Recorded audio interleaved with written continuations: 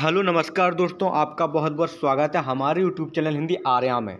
दोस्तों, आज हम बात करने वाले हैं उत्तर प्रदेश आंगनबाड़ी भर्ती 2024 के बारे में। जी हाँ दोस्तों, इस वीडियो के माध्यम से आज आप मेरिट लिस्ट के बारे में, इसके साथ फाइनल कट ऑफ कितना गया है और इस बार किस प्रकार से चयन हो रहा है। 12th में जो 12th पास हैं वो मेरिट लिस्ट में हैं, जबकि स्नातक पास और परा स्नातक पास मेरिट में नहीं हैं। इन सभी पॉइंट पर आज हम इस वीडियो में चर्चा करने वाले हैं। तो दोस्तों, वीडियो को बिल्कुल स्किप ना करें। यहाँ पर आपके जो भी डाउट हैं वो सारे डाउट बिल्कुल क्लियर होने वाले हैं। दोस्तों, अगर आप हमारे यूट्यूब चैनल पर पहली बार आए हैं तो हमारे यूट्यूब चैनल को बिल्कुल सब्सक्राइब कर लें, क्योंकि हमारे यूट्यूब चैनल पर आंगनबाड़ी संबंधित समस्त प्रकार की जानकारी अपडेट आपको मिलती रहेगी।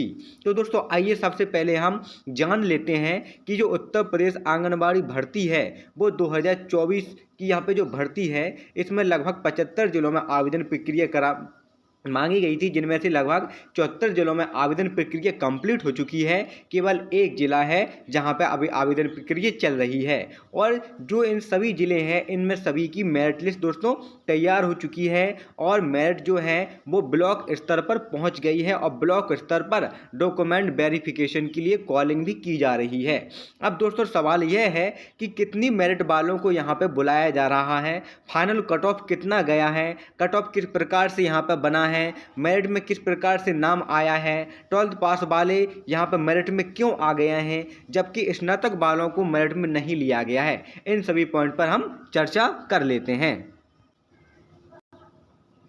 तो दोस्तों, यहाँ पर जैसे आपको पता है और जानकारी है कि जो नोटिफिकेशन आया था और आप लोगों ने फॉर्म भी भरे हैं, जिसमें आपकी जो रिक्वायरमेंट क्वालिफिकेशन थी वो 12th पास थी। इसके बाद भी अगर आपके पास स्नातक परा स्नातक है तो वह भी आप लगा सकते हैं, उनके मार्क्स भी उसमें आपकी जो मेरिट बनेगी उसमें जोड़े जाएंगे। तो दोस्तों, यहाँ पे जो मेरिट बनी है वो आपकी मेरिट 10th 12th स्नातक और परा स्नातक के 10% मार्क्स के आधार पर यहाँ पर आपकी मेरिट बनी है। माना कि आपके पास 70 मार्क्स 10th में है और 70 मार्क्स आपके 12th में है, तो 70% इनका 10-10 निकलेगा, 10-10%, तो आपका 7 और 7 होगा। इस प्रकार से 12th पास वाले की जो मेरिट बनेगी वो यहाँ पे 7 दूनी 14 बनने वाली है।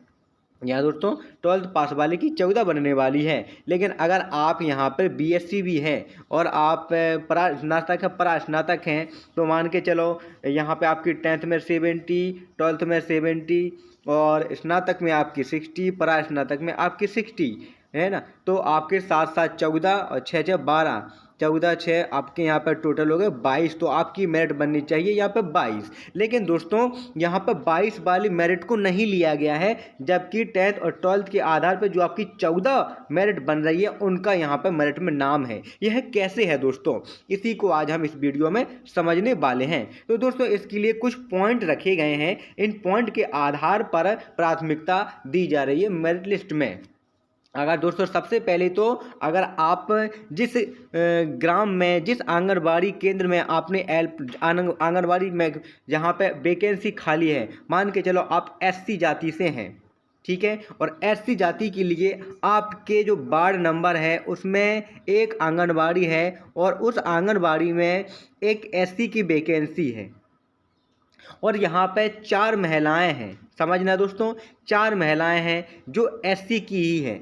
एक महिला यहाँ पे 12th पास है, चारों उसी वार्ड की निवासी हैं, ठीक है। एक महिला यहाँ पे 12th पास है, दूसरी यहाँ पे बीएससी पास है, तीसरी यहाँ पे स्नातक भी है, ठीक है, मतलब बीएससी स्नातक है, और तीसरी यहाँ पे है आपकी परा स्नातक, जबकि जो चौथी है वो यहाँ पे विधवा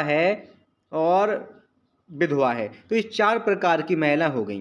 तब अब इनमें से किसको यहाँ पे प्राथमिकता दी जाएगी? 12th वाले को प्राथमिकता दी जाएगी, बीएससी वालों को प्राथमिकता दी जाएगी, या पे इसको प्राथमिकता दी जाएगी, और जो 12th पास है, ये 12th पास ही है, जो विधवा है यहाँ पे उसको प्राथमिकता दी जाएगी। तो दोस्तों, सबसे पहले यहाँ पे प्राथमिकता दी जाएगी 12th पास विधवा को। जी हाँ दोस्तों, अगर इसकी मेरिट केवल 60 अगर इसके यहाँ पे बन रहे हैं, 60 मतलब 12 भी यहाँ पे बन रहे हैं और वह विधवा है और उसकी उम्र भी थोड़ी ज़्यादा है, तो दोस्तों इन तीनों को यहाँ पे प्राथमिकता नहीं मिलने वाली, जबकि यहाँ पे विधवा को प्राथमिकता मिलने वाली है। वही कंडीशन यहाँ पे सेम आगे भी हम देख सकते हैं। तलाकशुदा है तो उसको यहाँ पे पहले वो प्राथमिकता दी जा रही है, विकलांग है तो इसको पहले यहाँ पे प्राथमिकता दी जा रही है, जबकि अन्य फ्रेश कैंडिडेट को यहाँ पे वो है बिल्कुल भी यहाँ पे प्राथमिकता नहीं दी जा रही है। इसके पश्चात अगर ये तीनों में से आप नहीं हैं तो इसकी ध्यान रखा जा रहा है मूल्यवासी। यहाँ दोस्तों अगर कोई भी महिला, हम बात कर लेते हैं एक बार फिर से समझते हैं। कोई महिला है, मान के चलो एससी की पोस्ट है, एक पोस्ट है, यहाँ पे 3 महिलाएं यहाँ पे हैं, जो एक 12th पास है, दूसरी यहाँ पे आपकी स्नातक है और तीसरी यहाँ पे परा स्नातक है। ठीक है, 12th पास वाले की जो मेरिट बन रही है वो यहाँ पे बन रही है 16 और जो स्नातक पास वाले की मेरिट बन रही है मान के चलो 20 और परा स्नातक वाले की बन रही है 23। ठीक है, ये 3 महिलाएं हैं। अब इन 3 महिलाओं में से जो 12th पास वाली है उसकी आय 35,000 से कम है।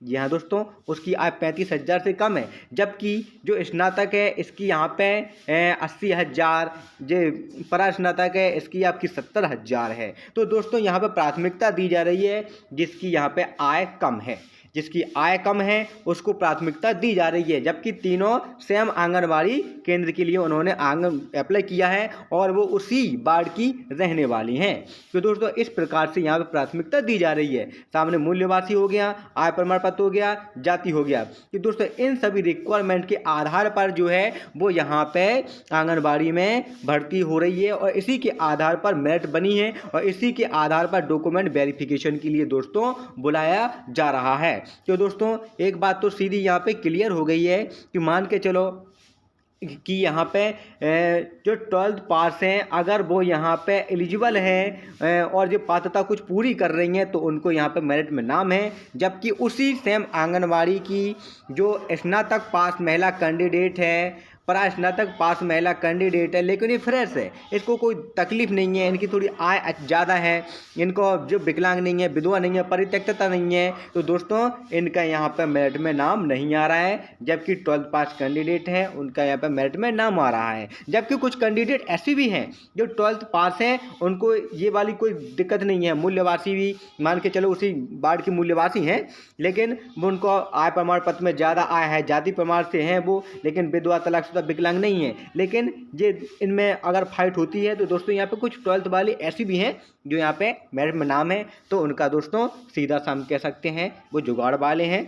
उन्होंने जैसे तैसे पैसे दे के जुगाड़ लगाया है, क्योंकि जुगाड़ का यहाँ पे बहुत सा काम हो रहा है उत्तर प्रदेश में। कई लोगों के लिए कॉल भी आ रहे हैं, डायरेक्ट कॉल भी आ रहे हैं कि यहाँ पे 1 लाख रुपए दो, 2 लाख रुपए दो, आपका मेरिट में नाम आ जाएगा, आपका डॉक्यूमेंट वेरिफिकेशन करा दिया जाएगा, पूरा आपका चयन, नौकरी मिल जाएगी। तो दोस्तों कुछ ऐसे कैंडिडेट भी हैं जो 12th पास हैं और इनका मेरिट में नाम है, तो वो ऐसे हैं। तो दोस्तों इस प्रकार से यहाँ पे मेरिट बन रही है और मेरिट ब्लॉक स्तर पर पहुंची है। सभी ब्लॉकों में यहाँ पे डॉक्यूमेंट वेरिफिकेशन होने लगा है, कुछ जगह हो चुका है और कुछ जगह होने को है। तो जो महिला अभ्यर्थी हैं, जिन लोगों ने फॉर्म अप्लाई किया है, वो बिल्कुल तैयार रहें, कभी भी कॉल आ सकता है।